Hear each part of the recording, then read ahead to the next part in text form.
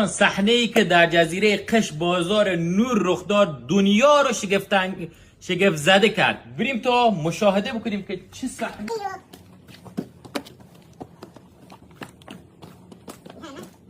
دور تا دور ما رو آتیش تقریبا خاکستری کرده. بگیر دور تا دور بگیر. دور تا دور خاکستر شده، اما یک چیز عجیب که دنیا رو شگفت زده کرده بیاد نشونتون میدم.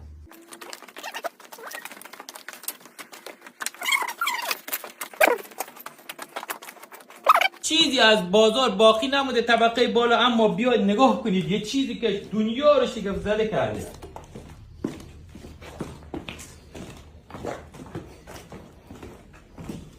نگاه دوستان، تا اینجا نگاه، آتیش اومده تا اینجا، اما به صورت باور نکردنی.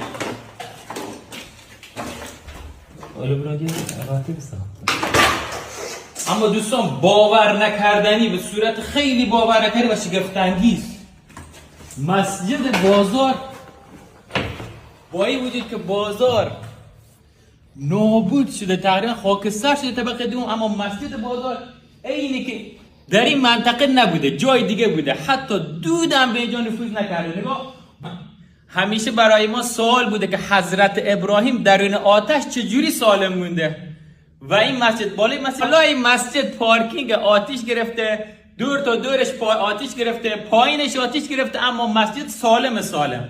خیلی برام سوال بود حضرت ابراهیم چجور داخل آتش سالم مونده.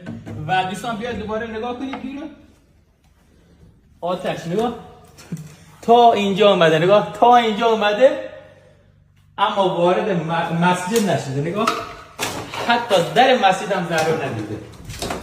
و بیا دقیقه نشین آدم، نگاه دوستان، آتش تا ورودی مسجد اومده، تا ورودی مسجد، اما حتی در مسجد رو لمس هم نکرده.